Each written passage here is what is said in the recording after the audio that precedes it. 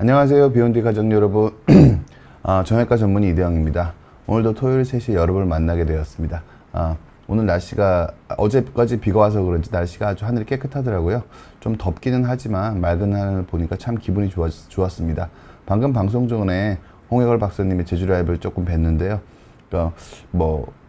먹방도 하시고 참 재밌더라고요. 저는 문득 생각했습니다. 홍 박사님께서 비욘디 채널을 오랫동안 운영을 하고 계시면서 사람들한테 큰 도움을 주고 계신다라는 생각을 좀 해봤습니다. 무슨 뜻이냐면은 저도 제 지인이 제가 의사지만 제 전문 분야가 아닌 부분에서 뭔가를 물어보게 되면은 제가 비욘디에서 검색을 하고 그 내용을 제가 한번 강의를 한번 살짝 들어보고 그 내용을 포워드해 주는 경우가 많이 있습니다. 제가 전문가 친구들한테 물어볼 수도 있지만 오히려 전문가 친구들한테 물어보는 것보다 비욘디에서 홍 박사님이 만들어 놓은 이 의학 정보 라이브러리에서 정보를 찾아서 지인들한테 전달해 드리는 게 오히려 훨씬 더 지인분들께서 좋아하시더라고요.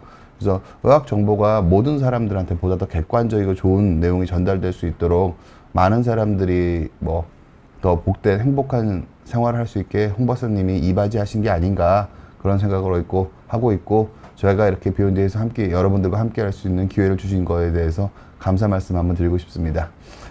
오늘은 허리 통증 무엇이든 물어보세요 네 번째 시간. 그러니까 개별적인 여러 환자분들께서 어떻게 불편하신지를 저랑 직접적으로 문답하는 시간을 갖도록 하겠습니다. 홍 박사님 말씀대로 어떤 때 2차 소견이 필요한지도 제가 오늘 다시 한번 조금 말씀드리도록 하겠습니다. 2차 소견이 왜 필요한지. 일단 제가 여태껏 비욘디에서 제가 척추 본래 본질적인 내용에 대해서 한 14번 정도 강의를 했었고요. 허리 진단 치료에 대해서 여러 가지 내용에서 얘기를 했습니다. 각각의 내용은 이 내용과 제 이름을 검색하시면은 다 찾아보실 수 있을 거라고 생각을 합니다. 근데 이게 이런 것들이 왜 필요하냐면은요. 허리 치료는 기본적으로는 의사들마다 생각이 되게 많이 다릅니다. 한 가지 생각을 가지고 있지 않고요. 치료 방법 선택도 매우 다릅니다. 재활에 대한 얘기도 너무 다양한 견해가 있고요. 근데 모든 말이 누구 하나의 말이 전적으로 옳지는 않습니다. 모두 다 맞는 말을 하고 있는 부분이긴 한데 그 중에서 뭐가 더 중요한지 앞으로 추세는 어떻게 되는지 그런 것들에 대해서 여러분들이 좀 더 이해를 하시면은 좀 더 쉽게 선택하지 않을까 생각을 합니다.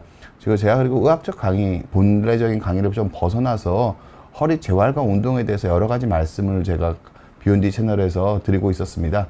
제가 허리 재활, 배에 힘주기, 바르게 걷기, 바르게 숙이기 이 세 가지 내용에 대해서 1시간 정도 강의를 했고요. 이 내용 자체는 제가 말씀드렸던 허리 재활 전체 허리 보호 프로그램의 첫 번째, 두 번째, 세 번째 있는 내용으로서 여러분들이 허리를 보호하기 위한 가장 기본적인 내용입니다. 가장 중요한 건 배의 힘주기입니다. 제가 다음 주에 호흡법 중심으로 호흡근 단련을 통해서 코어를 강화해서 어떻게 하면 배의 힘주기를 올바로 할 수 있는지 제가 재활 전체에 대한 내용을 한 번 더 다시 한번 호흡법에 대해서 말씀을 드릴까 하고요. 이 호흡법은 다음 달쯤이나 계속해서 필라테스 선생님이나 다 같이 계속 어떻게 하면 호흡과 배의 힘주기를 통해서 코어를 강화해서 허리를 보호할 수 있는지에 대해서 여러분께 정보를 드리고자 합니다. 기본적으로는 제가 여러분들한테 꼭 말씀드리고 싶은 게 앞으로 휘었으니까 뒤로 펴서 옆으로 오른쪽으로 휘었으니까 왼쪽으로 펴서 교정하자는 식의 접근은 상당히 위험한 접근인 경우가 많습니다. 언제나 코어를 단련해서 척추에 떨어지는 힘을 줄이는 게 허리 재활의 가장 기본적인 본령이고 이 부분에 대해서 여러분들한테 다시 한번 더 제가 강의를 좀 드릴까 하고 있고요. 저는 환자분들이 여러 가지 운동을 잘 하셨으면 좋겠습니다. 걷기도 좋고 등산도 좋고 필라테스도 좋고 수영도 좋고 사이클도 좋습니다. 그런데 이런 운동을 할 때 어떤 것들을 주의해서 해야 하는지 그런 부분들에 대해서 제가 각각 운동을 좋아하시는 운동 매니아분들, 유튜버 분들이랑 제가 강의를 진행했고요. 이번 달 중에는 골프 프로 선생님이랑 같이 어떻게 하면은 허리가 덜 아프게 공을 칠 수 있는지에 대해서 제가 한번 말씀드리는 시간을 갖도록 하겠습니다. 제가 사전 미팅을 했는데요. 두 분이랑 얘기를 나눠보니까 재밌게도 골프를 잘 치는 방법과 허리를 안 아프게 공을 치는 방법은 거의 같습니다. 제가 그래서 허리가 안 아프게 공을 치는 방법을 따로 강의를 하려고 했는데 그럴 필요를 못 느꼈습니다. 좋은 어드레스, 좋은 스윙 메커니즘이 허리에 가장 안정적으로 작용할 가능성이 커서 실질적으로 강의를 준비하다 보니까 골프 잘 치는 법 강의가 될 것 같아서 조금 염려스럽긴 한데 그래도 허리 안 아픈 방법이 그게 골프 잘 치는 법이랑 동일하기 때문에 허리 안 아프게 공 치는 법으로 골프 프로님과 함께 방송을 진행할 예정입니다. BK79님께서 물어보셨습니다. 교수님, 저는 허리가 아픈데요. 꼬리뼈에 신경주사를 한 번 맞았습니다. 그런데 약도 먹었는데 아직도 완벽하게 낫지 않아 고민입니다. 여러분들이 가장 많이 하시는 고민이십니다. 이제 병원에 가서 통증 있으시면 주사 치료를 하시고 통증이 없어야 되는 통증이 남아있는 경우가 제일 많으세요. 보통 제가 환자분들한테 꼭 말씀드리고 싶은 게 일반적인 재활치료 원칙입니다. 제가 그 전방전이증 다른 강의에서 썼던 슬라이드인데요. 치료 원칙은 전방전이나 협착증이나 똑같습니다. 여러분들이 치료를 받을 때 치료엔 두 가지 종류가 있습니다. 통증을 조절하는 방식과 재발을 방지하는 방식이 있습니다. 무슨 뜻이냐면은 안 아프게 하는 치료랑 재발 방지하는 치료가 다르기 때문에 이걸 섞어서 생각하시면은 조금 어려우실 수가 있습니다. 무슨 뜻이냐면은 약물, 주사, 시술은 통증을 줄이는 방법이지 퍼센트로 줄입니다. 통증을 0으로 만드는 방식은 될 수가 없습니다. 그래서 약물, 주사, 시술 등을 통해서 통증을 0으로 만들려는 시도는 불가능하고요. 통증이 어느 정도 줄어들게 되시면은 생활 습관을 개선을 통해서 통증이 다시 올라가지 않도록 관리하셔야 돼요. 재발 방지를 통해서. 무슨 뜻이냐면은 구조가 더 나빠지지만 않으면은 대부분의 사람이란 동물은 통증을 덜 느끼게 됩니다. 보통 통증 자체가 나빠진 구조의 반영이기도 하지만 훨씬 임상적으로 더 많은 경우에는 구조가 더 나빠지려고 할 때 통증이 생깁니다. 무슨 뜻이냐면은 뭐 척추가 다 주저앉아서 뼈랑 다 붙어 있는데도 별로 안 아파하시는 분들이 많습니다. 그분들은 구조가 나은 게 아닙니다. 현 상태가 더 이상 나빠지지 않도록 보호가 되고 있기 때문에 생활 습관에서 관리가 되고 있기 때문에 통증이 안 느껴지시는 거라고 보시는 게 맞습니다. 그래서 BK79님 같으신 경우에는 주사 치료를 해서 통증이 줄었다면 환자분께서 말씀하시는 게 완벽하게 낫지 않아서 고민이라고 말씀하시면 그 완벽하게 낫기를 약물, 주사, 시술 그런 걸 통해서 바라시는 게 아니라 생활 습관 개선을 통해서 통증이 더 커지지 않도록 관리하실 필요가 있습니다.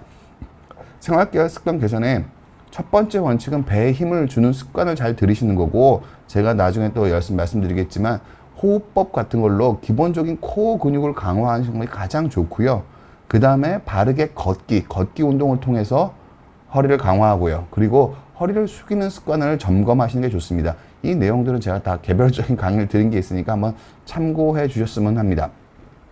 제가 오늘은 오래간만에 왜 2차 소견이 필요한지에 대해서 여러분께 한번 간략하게 설명을 드리도록 하겠습니다. 척추 치료할 때 의사들마다 상당히 다른 의견이 있습니다. 이게 단순히 뭐 대학병원에 계신 선생님은 소견이 같고 뭐 그런 종류의 문제가 아니고요. 원래 척추의 치료에 대해서는 여러 가지 생각이 혼재되어 있습니다. 가장 그걸 제가 대표적으로 보는 사이가 여러분들은 현재 우리나라에서 유압술이 상당히 많이 시행되고 있기 때문에 허리 치료라고 하면은 척추 유압술이라고 생각하시는 분들이 상당히 많습니다. 그런데 실은 척추 유압술이 꼭 필요한지에 대해서는 의사들마다 의견이 다릅니다. 의사들마다 의견이 너무너무 다르기 때문에 이런 부분에 대해서 실질적으로 연구가 된 논문들이 있습니다. 무슨 뜻이냐면은 제가 좀 더 연구가 있습니다. 무슨 뜻이냐면은 협착증이 있다면은 우리는 대부분 척추에 나사못을 박아서 척추를 유압하는 치료를 생각을 하게 됩니다. 특히 전방전이증 같은 경우는 더 그렇고요. 그런데 실은 전방전이증에 대한 연구를 보면은 어떤 식으로 되어 있냐면은요.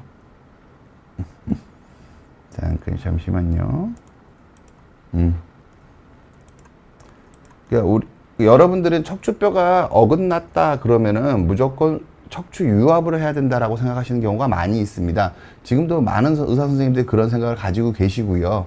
그런데 제가 지금 소개해드린 이 연구는 제가 전방전이 강의에서 말씀드린 거지만 단 하나의 논문으로 얘기하는 게 아니라 레벨 2 스터디여서 객관성과 유효성이 가장 높은 스터디입니다. 이게 전향적 연구, 컨트롤된 연구이기 때문에 비슷한 종류의 환자들한테 임의로 비슷한 허리 상태가 비슷한 사람들한테 어떤 사람들은 감압술로 치료하고 어떤 사람들은 유압술로 치료했을 때 결과가 어떤지를 5년까지 비교한 연구입니다. 여기 써 있는 프로스펙티브 랜더마이즈 스터디란 말은 전향적 무작위 연구란 뜻인 거고요. 이건 레벨 2 스터디입니다. 보통 의학적 논문을 볼 때 이 레벨이 되게 중요하고요. 이 레벨 2 스터디가 대부분의 경우 이거보다 레벨이 낮은 스터디보다 훨씬 더 신뢰성이 높습니다. 즉 무슨 뜻이냐면은 전방전이가 30% 이하에서는 5년까지 감압술로만 충분히 좋은 결과가 있을 수 있다는 게 입증이 되어 있습니다. 따라서 척추가 전방전이증이 있다고 해도 20%, 30%, 그러니까 30% 이하에서는 꼭 절대적으로 유압술이 필요한 건 아닙니다. 근데 여러분들이 진료를 보러 가시면은 선생님들이 유압술이 필요하다고 말씀하시는 분들이 있으시면은 이분의 생각이 전부일 거라고 생각하실 필요는 없습니다. 왜냐하면은 이런 연구들이 있고 이런 연구가 있다는 뜻은 무엇을 의미하냐면요. 의사들 사이에 생각이 많이 다르기 때문에 이런 연구가 실제로 진행이 되는 겁니다. 감압술로도 충분하다는 의견을 가진 선생님들이 많이 있으시기 때문에 이거를 비교하는 연구가 진행이 된 적이 있고 이 연구에서 5년 정도는 감압술로만 충분히 치료가 가능한 연구가 있고요. 이런 내용이 추간공 협착에서도 거의 동일하게 있습니다. 추간공 협착이라고 유압술이 필요한 게 아닙니다. 그래서 진료를 보러 그리고 또 진료를 보러 가시면은 전신 마취하고 수혈을 해야 된다 그런 말씀을 들으시는데 꼭 전신 마취를 하지 않고 수혈을 하지 않고도 충분히 치료가 가능하다는 의견을 가진 사람이 있습니다. 그런 사람들이 같이 있는 게 엄연한 현실이기 때문에 어느 한 병원에 진료를 가서 선생님이랑 치료 방식을 결정하기보다는 다른 선생님들의 다른 의견을 가진 선생님들의 말씀을 들어보실 필요가 있습니다. 그리고 특히나 양방향 내시경이 도입이 되면서 보다 덜 침습적으로 허리에 구조적인 문제를 일으키지 않으면서 협착증, 전방전이증, 추간공 협착증을 치료할 수 있는 길이 열려 있기 때문에 여러분들께서 보다 더 다양한 선생님의 소견을 들어보셨으면 하는 생각을 가지고 있습니다. 제가 2차 소견이 필요한 이유에 대해서 제가 말씀을 드린 거고요. 전원 생활의 자충우돌 생활기님. 선생님, 저는 전방전이증인데 2단계입니다. 약과 일상생활로 보내고 있는데 요즘 잘 때 발 근처 아래쪽에 저림 증상이 있는데 전방전이증과 관계가 있을까요? 저는 60세, 50kg, 발병은 4병 정도 되었습니다. 4년 정도 됐어요. 약으로 일상생활은 가능합니다. 지금 전방전이증 2단계를 말씀하고 계십니다. 전방전이증 2단계라는 거는 보통 50%에서 25% 사이에, 그러니까 보통 2단계라는 거는 보통 여러 가지가 있는데요. 아마 30% 이하이실 전방전이증일 겁니다. 그러면은 치료 시기는 어떻게 결정하시는 거냐면은요.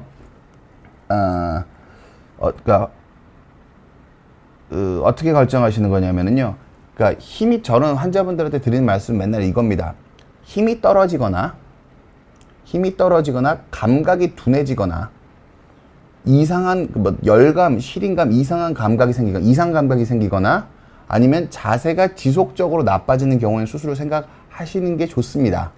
근데 그 이외의 경우는 통증이나 치료 방법, 일상생활에 대한 불편감이 커지면 수술을 하셔도 좋습니다.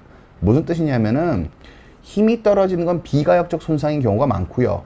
그리고 감각이 둔해지는 것도, 그러니까 아플 때 감각이 둔한 게 아니라 아플 때 힘이 떨어지는 게 아니라 통증이 적은 순간에도 힘이 떨어지고 통증이 적은 순간에도 감각이 둔하다면은 보통 이런 경우에는 영구 손상이 있을 수 있기 때문에 결국 치료를 피할 수 없는 치료인데 치료를 무서워서 미루다가 더 큰 불편감과 장애로 남은 생을 보내게 되시는 경우가 매우 많습니다.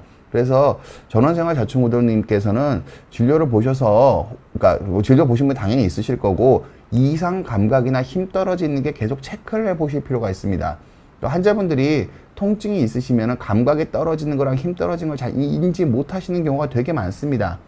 근데 그게 어느 정도 한계 이상 떨어져 버리게 되면은 수술을 하고도 회복이 잘 안 되는 경우가 많기 때문에 정기적인 약을 타시는 선생님이나 진료를 보시는 선생님과 상의하셔서 내가 감각이 떨어지는지 힘이 떨어지는지는 체크하실 필요가 있으시고요. 엑스레이상 전방 전이가 진행하는지도 어느 정도 확인해 보실 필요가 있을 거라고 생각을 합니다.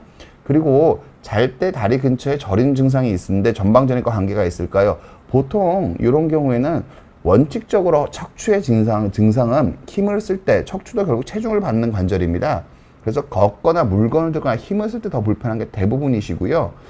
어떤 경우가 있으실 수 있냐면은 잘 때 발 근처 아래로 저림 증상이 있는 경우에는 이게 하지불안 증후군적인 요소를 같이 가지고 계신 경우도 있습니다. 혹시 수면 장애까지 있으시다면은 보통 우리가 뭐 뉴론티 리디카로 대표되는 신경성 통증 완화제 같은 걸 드시는 게 하지불안 장애에도 치료가 되고 보통 전방 전이증에 의한 척추 신경이 눌리는 척추 신경병증에도 도움이 되시니까 그 약을 복용해 보시는 걸 추천드리고요.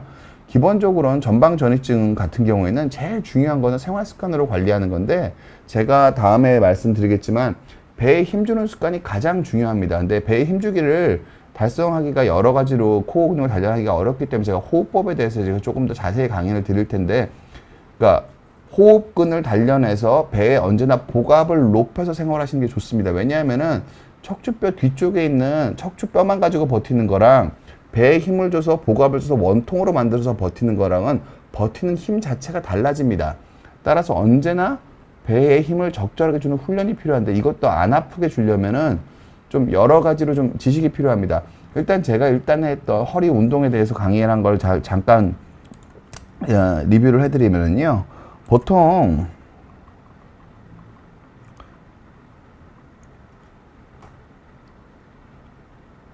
저는 이런 식으로 말씀드립니다. 언제나 배에 힘을 잘 줘서 허리에 떨어지는 과도한 힘이 없게 만들어줘야 되고요.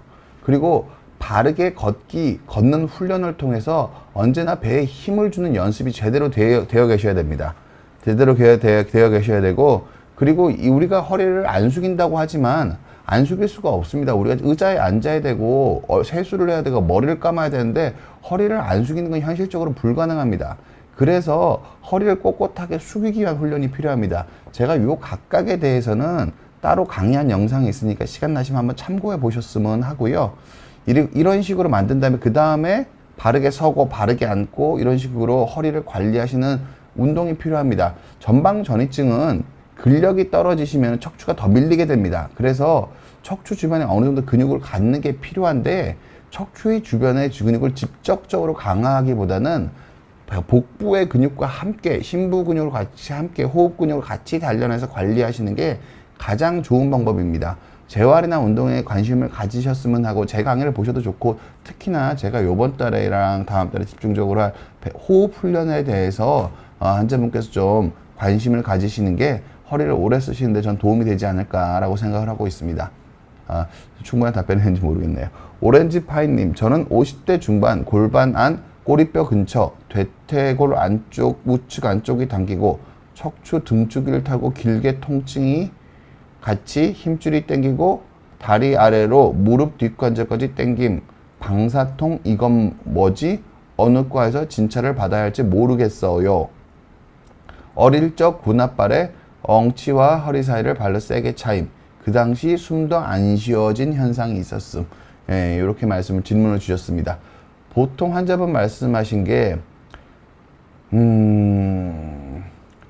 대퇴골 부분에서 척추 등줄기 그리고 무릎 관절 뒤까지, 보통은 이렇게 보시면 됩니다. 방사통과 관절통의 근육통 경계를 보면 뭐냐면요, 결국 방사통은 근육 단위를 넘어서는 겁니다. 보통 근육이 대강 한 개의 근육이 어떻게 해서 우리 대강 만져보면 압니다.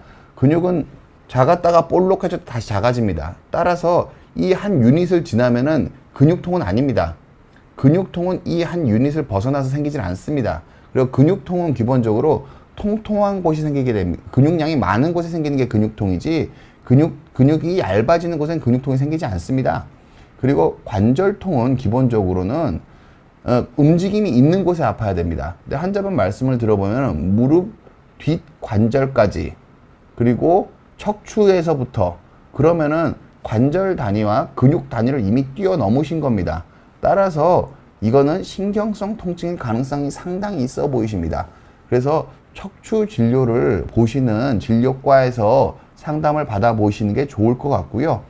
어릴 적 군홧발에 엉치와 허리 사이를 발로 세게 차이셨다고 그러시는데, 보통은 자극이 될 위험은 있지만 결정적인 원인은 아닐 가능성이 큽니다. 왜냐하면은 결국 우리가 체중을 받은 상태에서, 그러니까 보통 체중을 받은 상태에서 밀려야지 생기는 건데, 외력으로 어마어마하게 세게 차면은 몸을 밀어버릴 수는 있긴 하지만 실질적으로 옆에서 밀어서 강한 손상이 오긴 어렵습니다. 오히려 이거보다 물건을 들다가 허리를 다치는 경우가 많지, 옆에서 미는 경우에 다치는 경우 상대적으로 적습니다. 물론 위에서 아래로 짓이기는 방식으로 차였으면은 이거 자체가 그 손상이 큰 좀 계기가 됐을 수 있는데, 일반적으로는 큰 계기가 되기는 조금 확률이 낮지 않을까, 저는 그렇게 생각하고 있습니다. 이영숙님, 척추 전만 유지 및 허리 베개 사용 후 심해졌는데 원인을 몰라 슬픕니다. 스테로이드 주사를 1회 더 해야 할까요? 예, 이영숙님 질문에 제가 답변을 드리도록 하겠습니다. 보통 허리 베개 척추 전만, 그러니까 제가 누차 말씀드리지만 우선순위가 있습니다. 더 중요한 게 있고 덜 중요한 게 있습니다. 근데 덜 중요한 것에서도 맞는 말이 있긴 한데, 더 중요한 거를 더 중요하게 생각을 하셔야 됩니다. 그게 보통 시간을 아끼고 관리가 더 잘 되는 거거든요. 그러니까 척추 전만 유지 베개를 해서 편하면 하셔도 된다는 뜻이지, 척추 전만 유지 베개가 자는 동안 디스크가 낫는다는 식으로 생각을 하시면 큰 오산입니다. 왜냐하면은 우리가 체중을 안 받을 때는, 누워있을 때는 디스크 자체에 떨어진 압력이 매우 적기 때문에 이 상태에서 어떤 자세를 취하는가가 디스크 자체에 결정적인 영향을 미치지 못합니다. 무슨 뜻이냐면은, 제가 환자분들이 이런 식으로 오해를 좀 하시는 경우가 많은데, 물론 누워있는 상태에서 전만 유지가 잘 되는 게 나쁜 행동은 아닙니다. 그런데 전체적인 중요도에서 보면 그 중요도는 매우 작은 겁니다. 무슨 뜻이냐면, 중요도가 100인 거를 잘하는 거랑 중요도가 10인 거를 잘하는 거는 차이가 큽니다. 중요도가 100인 걸 잘하면은 10인 것도 잘해도 되는데요. 중요도가 100인 걸 잘 못하는 상황이면은 중요도가 10인 걸 신경 쓰는 건 자기 위로하는 행위밖에 안 되는 경우가 많습니다. 무슨 뜻이냐면은, 여기 제가 허리 굴곡이 디스크에 가해지는 압박력을 보여드리는 건데요. 서 있거나 숙이는 것만 가지고도 2배에서 3배 이상 힘의 차이가 납니다. 근데 누워있으면 이 힘 자체가 왕창 줄어들겠죠? 거의 누워있는 상태에서 디스크 압력 자체를 측정하는 행위는 거의 무의미한 행위입니다. 워낙에 힘이 적은 상태에서 조금 더 줄어들고 조금 덜 줄어드는 게 그렇게 큰 영향을 미치지 못합니다.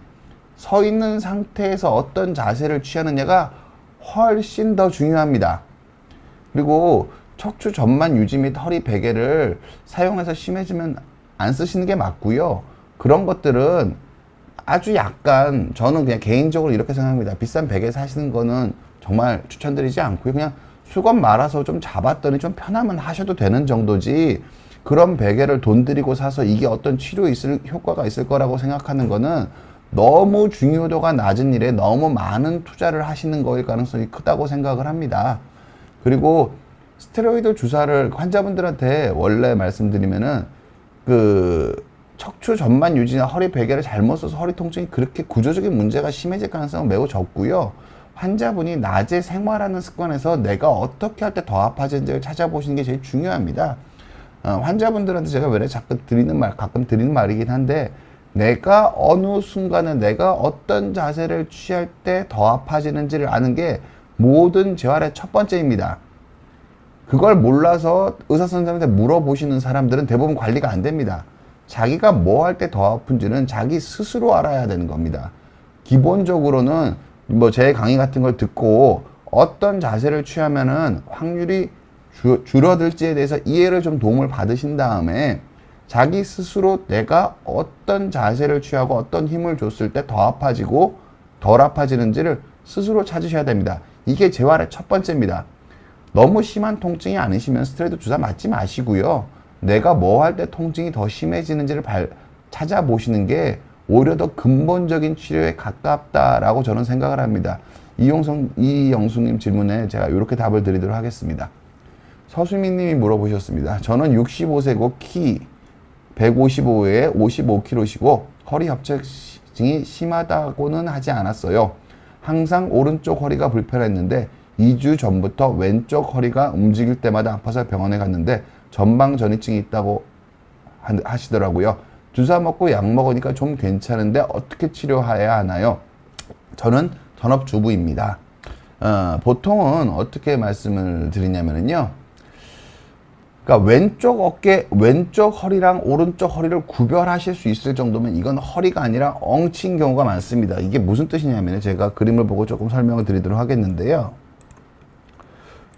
척추뼈는 실은 뭐 5cm 남짓 그 뼈가 크지가 않습니다. 척추뼈는 이게 실제로 척추뼈의 모양인데요. 척추뼈는 폭이 되게 작아서 한 가운데에서 요쪽 가는 게 옆으로 퍼지는 길이가 한 3cm, 4cm 이걸 넘지 않습니다. 따라서 오른쪽 허리가 아픈지 왼쪽 허리가 아픈지는 구별하기가 되게 어렵습니다.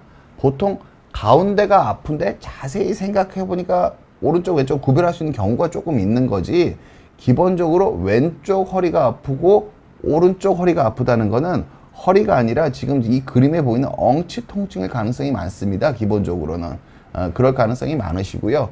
물론 여기서 후관절 통증이 있는 경우도 있긴 하지만 저는 언제나 여러분들이 현명하게 판단하는 건 낮은 가능성은 배제하는 거라고, 많은 거는 배제하고 이해하셔야 된다고 생각합니다. 어찌됐든 엉치 통증일 가능성이 크시고 이건 약간의 방사통일 가능성이 큽니다.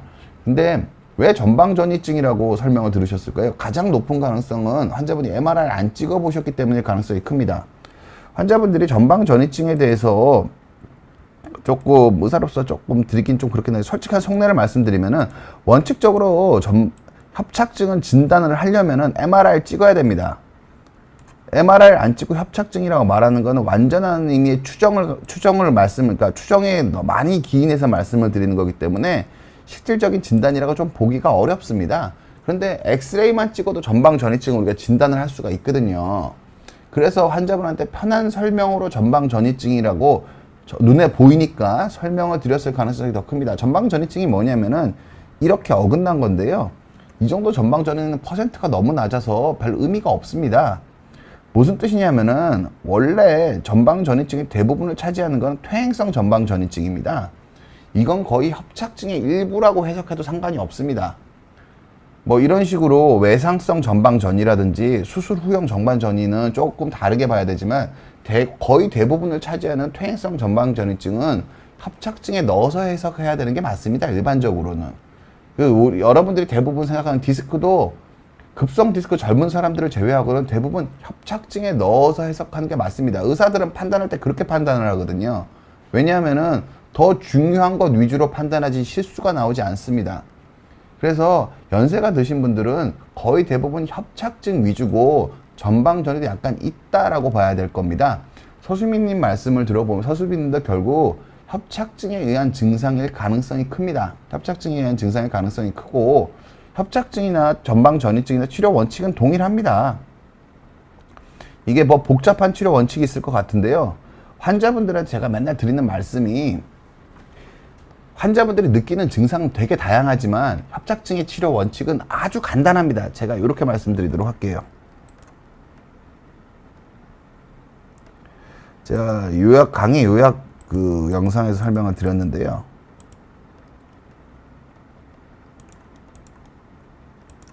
아주 간단합니다. 협착증의 치료 원칙은.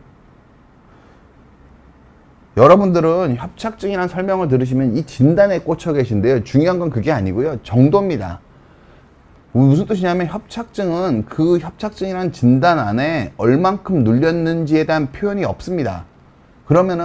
그런데 치료 원칙이나 치료 방향이나 환자분의 예우는 협착이란 진단에 따라 결정되는 게 아니고요. 협착의 정도에 따라 결정이 됩니다. 무슨 뜻이냐면은 요 그림 보시는 것처럼 손을 요 정도로 꼬집으면은 꼬집힌 사람 입장에서 느낌은 날 것 같은데 별로 아플 것 같지는 않잖아요.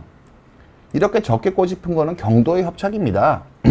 이런 거는 생활 습관으로 관리하시는 거고 이따금 통증이 있으시면은 가끔 주사 치료나 약물 치료에 도움을 받으셔도 좋습니다.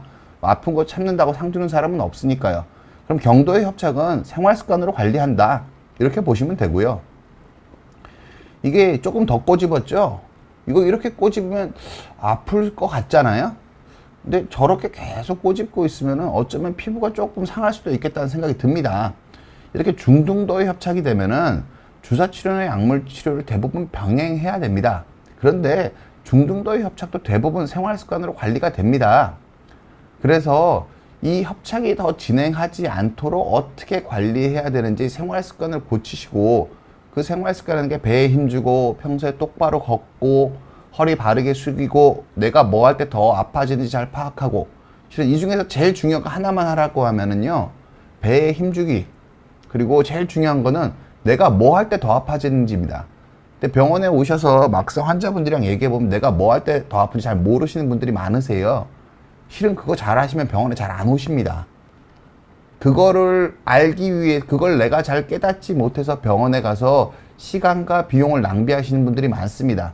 제일 중요한 거는 내가 뭐 할 때 더 아파지는지를 깨닫는 겁니다. 척추도 체중을 받는 관절이기 때문에 힘을 쓸 때 내가 어떤 자세를 취할 때 더 아파지는 게 있을 가능성이 매우 큽니다. 그래서 그런 것들을 찾아보셔야 되고요. 일단은 중등도 협착에서는 간혹 너무 어떤 치료를 해도 환자분이 일상생활이 제대로 영유가 안 될 때는 수술적 치료, 감압술을 하기도 합니다. 결코 유압술이 아니고 나사못 박는 게 아니고 척추의 신경의 압력을 줄여주는 치료를 하기도 합니다. 그리고 이런 식으로 신경을 왕창 꼬집어 버리면은, 저는 환자분들한테 이렇게 말씀을 드립니다.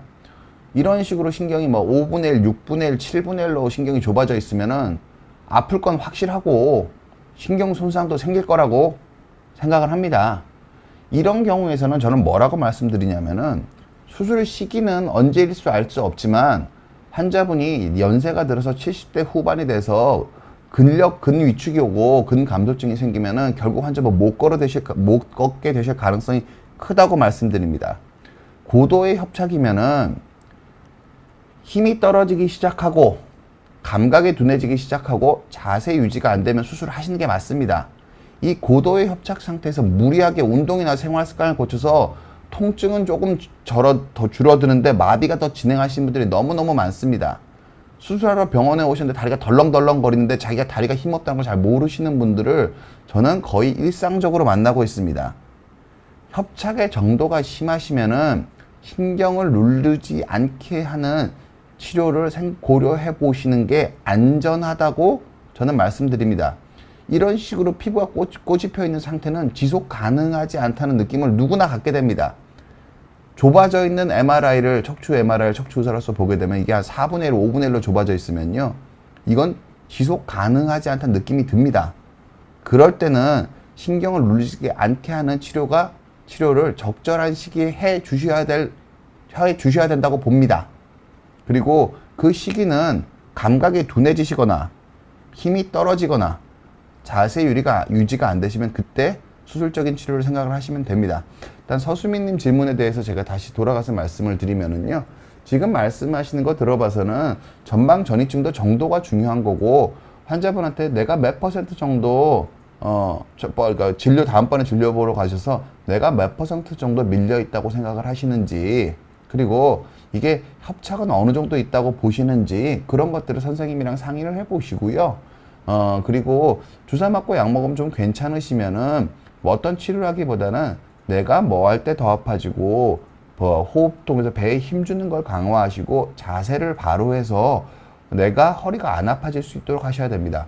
제일 중요한 거는 내가 어떨 때 허리가 더 아파지는지를 스스로 찾아내시는 겁니다. 그게 가장 장기적으로 환자분 협착증의 예후를 바꿀 수 있는 가장 중요한 요소라고 보시면 됩니다. 누구 말을 듣는 것보다 더 중요한 거는 내가 어떨 때 더 아파지는지를 찾아가시는 거라고 서수님께 저는 말씀드리고 싶습니다. 아름다운 세상을 질문에 답하도록 하겠습니다. 허리에 방사통이 있는데 역류성 식도염이 같이 있어요. 진통제나 뉴런틴 같은 약을 같이 복용하셔도 되나요? 요거는, 그러니까 역류성 식도염이 있을 때 그 약을 드시는 게 역류성 식도염의 정도에 따라 달라서, 근데 어찌됐든 간에 한 번이나 두 번 먹어가지고 역류성 식도염이 결정적으로 돌이킬 수 없을 정도로 아파지는 경우는 거의 생각하지 않습니다. 그래서 약을 좀 드셔보시가 소염제나 뉴런틴 같은 약을 좀 활용을 해보시고요.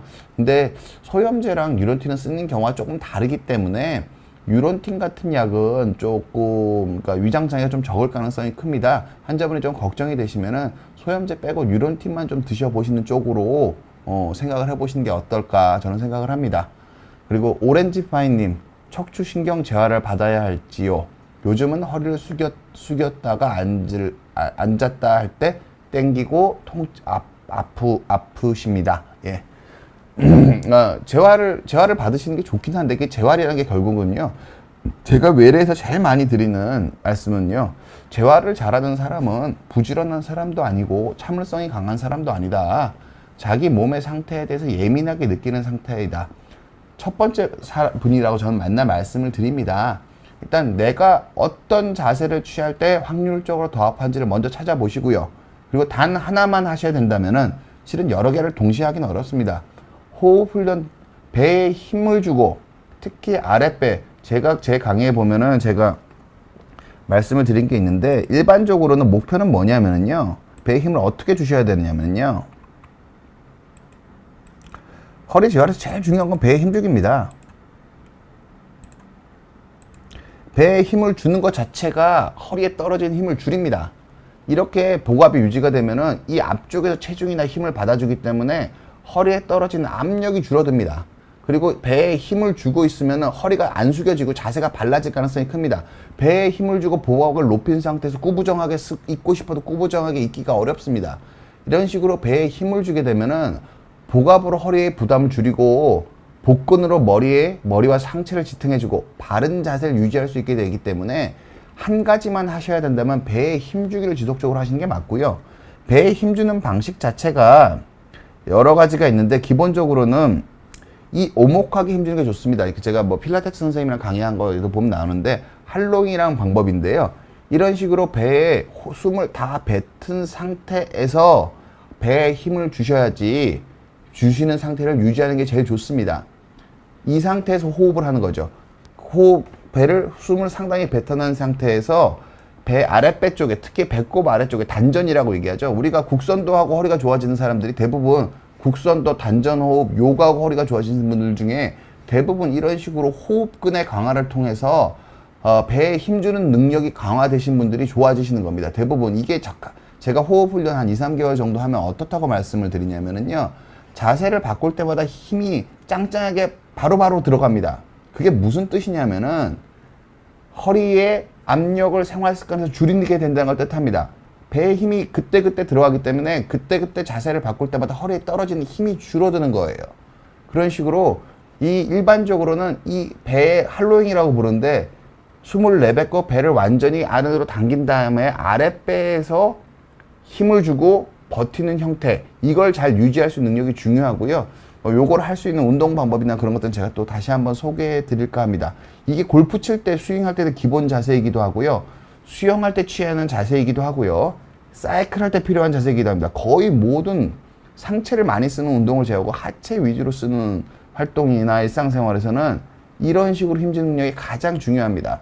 그리고 상체를 많이 쓸 때도 이걸 기반으로 해서 브레이싱, 이 윗배를 딱딱하게 하는 걸 같이 쓰는 거지, 아랫배에 힘주는 게 언제나 가장 기본이 되는 겁니다. 그래서 재활의 핵심은 이거라고 여러분한테 말씀드립니다. 근데 이게 훈련하기가 되게 어렵습니다. 그래서 그걸 훈련하는 방법을 제가 또 따로 뭐 강의를 드릴까 생각을 하고 있습니다. 크리스틴님, 전방전이증 파행으로 타방에서 양방 내시경 수술을 한마디 했습니다. 오래 걷지도 못한 건 수술 전보다, 오래 걷지도 못해서 한 건데 수술 전보다 발끝까지 저린 느낌이 생겼습니다. 뼈 케이지 넣은 부분 주변으로 통증이 있고 수술 7주 차인데 여전히 좋아지고 있긴 하지만 회복이 더디고 여전히 통증이 있어서 걱정됩니다. 수술 전보단 낫지만 여전히 오래 서 있거나 걷기가 부담스럽습니다. 수술은 잘 됐다 하는데 원래 수술하면 이렇게 회복 기간이 많이 필요한 건지 궁금합니다. 리리카랑 진통소염제 받아서 치료 중입니다. 일단은 기본적으로는 환자분들이 아프시면은 이 통증이 영원히 지속되실까봐 걱정을 하시잖아요. 그런 경우는 없습니다. 사람은 항상성을 유지한 동물이기 때문에, 그리고 통증은 제가 말씀드렸지만 나빠진 상태를 반영하는 부분도 있지만 상태 변화의 기울기를 반영하는 경우가 훨씬 더 많습니다. 그래서 이 통증이 계속 지속될 거라는 생각은 안 하시는 게 좋습니다. 원래 사람한테 그런 일은 확률적으로 거의 일어나지 않습니다.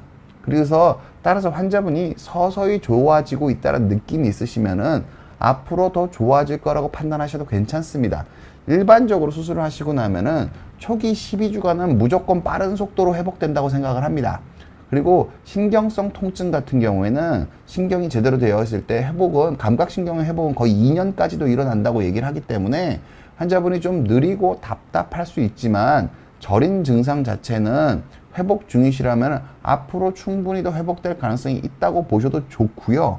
그리고 환자분이 말씀하신 것 중에서 오래 걷지도 못해서 수술한 거라고 하신 게, 이게 중심석 협착 증상을 얘기하신 건데, 그게 있으면 수술을 하셔야 되는 게 맞습니다. 보통은 신경 전체에 변성이 있는 거여서 변성을 생길 수가 있고, 이게 활동량이 줄어들면 허리를 못 피시거든요. 저렇게 오래 못 걸으시는 분이, 허리 꼿꼿하게 피고 걸으시는 분이 없으세요. 근데 저렇게 허리를, 전방 전이가 있으신 분이 허리를 자꾸 숙이고 걷게 되면 전방 전이가 더 빨리 진행하기 때문에 뼈를 파먹는 경우가 생기기 때문에 오래 걷지 못해서 수술하신 거면은 수술은 잘 하신 거고요. 그리고 환자분이 수술 전보다 발끝까지 저린 느낌이 더 생긴 거는 몇 가지 이유가 있을 수 있는데, 일단은 원래 전방 전이증이 심해서 신경이 눌려 신경이 손상이 있었는데 다른 데가 많이 아프니 통증 원인이 여러 가지 같이 있으면요, 우리가 느낄 때는 우리가 다 현명하게 다 느낀다고 생각하는데 더 아픈 게 있으면 덜 아픈 걸 좀 덜 느끼는 경우가 있습니다. 그래서 환자분이 느끼는 이 다리 끝까지 저린 느낌이 심해지신 게 원래 있던 통증일 수도 있습니다. 그러니까 원래 있던 신경 손상일 수도 있고요. 그 가능성이 하나 있고요. 근데 그거를 원래 평가하려면은 수술 전에 감각신경이나 운동신경이 떨어져 있는 게 있으면 그게 원래 있던 증상일 가능성이 큽니다. 그러니까 수술 전에 주사 많이 맞으셨던 분들 중에 운동신경은 상당히 떨어지는데 감각은 다 괜찮다고 말씀하시는 분들 꽤 있거든요. 근데 그런 분들이 실제로 감각이 상당히 떨어져 있는데 밸런스가 잘 맞아서 잘 못 느끼시는 분들이 있으세요. 그래서 환자분은 첫 번째 가능성은 수술 전에 원래 신경 손상이 있었을 가능성이 있고요. 두 번째로는 이게 척추뼈를, 전방 전이가 심한 경우에는 척추뼈를 제 위치로 끌어당겨버리면은 신경이 약간 당겨지면서 당기는 거에 의한 신경 자극 증상이 있을 수 있습니다. 그런데 이거 자체는 그렇게 좀 빨리 좋아지는 편이기 때문에, 이렇게 세 번째로는 수술하다가 신경 손상을 줬을 가능성인데, 신경 손상을 그렇게 환자분들이 되게 많이 걱정하시는데 실질적인 신경 손상이 생기면은요, 애매하게 아프지 않습니다. 감각이 확 떨어지거나 근력이 확 떨어지는 걸 동반하면서 무슨 문제가 좀 생겨야 되기 때문에 환자분 말씀하시는 거는 저는 첫 번째일 가능성이 제일 크다고 저는 생각을 하고요. 수술 전보다는 낫지만 여전히 오래 걷기가 힘들고 부담스러워. 이건 치료하신 분 연세랑 좀 관련이 있습니다. 젊은 사람들은 이게 안 아파지면 저절로 걷는 양이 늘어요. 근데 이게 70대 후반 넘어가시면은요, 통증이 없다, 운동한다고 근력이 는다는 보장이 없어지는 단계가 있으세요. 80 넘어가면 더 그렇고요. 그러니까 젊은 사람들, 근데 환자분들은 생각은 그렇잖아요. 내가 안 아프면은 잘 걸을 것 같은데, 이게 내가 수술해서 원래 아프던 건 없어진데 수술하니까 뭐 다른 아픈 게 너무 많고 여전히 잘 안 걸어지는 경우가 되게 많으세요. 환자분 연세랑 관련이 많은데, 이게 연세가 많으시면은 이걸 참고 운동을 하셔야지 걷는 양이 늘어납니다. 저는 극단적으로 연세가 많으신 분들한테 어떻게 말씀드리냐면요, 이 수술을 통해서 환자분이 하실 수 있는 거는 운동하면 잘 걸을 수 있게 되는 거지 수술하는 걸로 잘 걸을 수 있게 되지 않는다고 얘기를 해요. 아예 그렇게 말씀을 드리고 치료를 하는 경우가 저는 꽤 있습니다. 그래서 환자분 연세가 좀 있으신 편이시라면은 오히려 저 환자분한테 조금 불편하시더라도 걷는 양을 좀 늘리려고 많이 노력해 주셨으면 합니다.